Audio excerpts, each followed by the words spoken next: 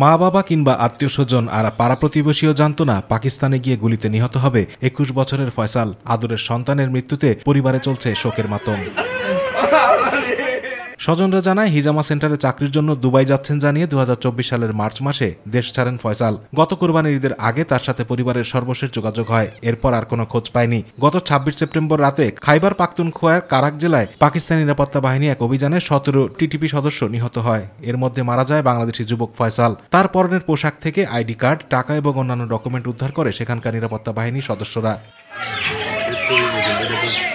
পরে পাকিস্তানের গণমাধ্যমে প্রকাশ হয় নিহতের ছবি। সেই ছবি দেখে ফয়সালের মৃত্যুর বিষয়টি নিশ্চিত হয় পরিবার। আমার বুতে কইছে মা আমি দুবাই যাবো, আমি দুবাই যাবো।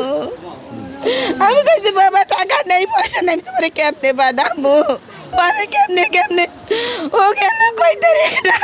ওয়ালটন এখন দেশের সীমানা পেরিয়ে পৌঁছে গিয়েছে 50টিরও বেশি দেশে। ওয়ালটন ঘরে ঘরে বিশ্বজুড়ে। সবসময় জেনেছি যে আমরা দুবাই থাকে, কেমনে গেছে, কার মাধ্যমে গেছে, সে বিষয়ে আমরা কিন্তু কিছুই জানি না।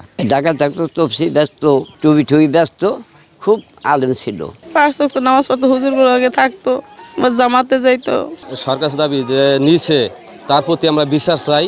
আর যে লাশটা, এই লাশটা তার বাপ মারাতে বাংলাদেশে আইনা পৌঁছাই দেয়। পরিবার চাইলে নিহতের লাশ দেশে ফেরত আনতে সহযোগিতা করার পাশাপাশি কেউ যেন এমন সংগঠনে আর যুক্ত হতে না পারে সে ব্যাপারে সতর্ক থাকার কথা বলছে পুলিশ। পরিবার আইনি সহায়তা চায়, তাহলে আমাদের আইনগত প্রক্রিয়ায় যদি দেশে ফেরত আনার কোনো ব্যবস্থা থাকে তাহলে আমরা কথা বলে যে কোনো কর্তৃপক্ষের সাথে কথা বলে আইনগত সহায়তা দিতে পারবো। যারা ইয়াং জেনারেশন আছে এবং তাদের অভিভাবক যারা আছে তাদেরকে আমি অনুরোধ করবো যে এই সমস্ত ধর্মীয় বিষয়গুলোতে যথাযথ ব্যবস্থা নেওয়ার জন্য। দেশ ছাড়ার আগে রাজধানীর বিভিন্ন মসজিদের সামনে আতর বিক্রি করত ফয়সাল। আতিকুর রহমান তিতাস, মাই টিভি।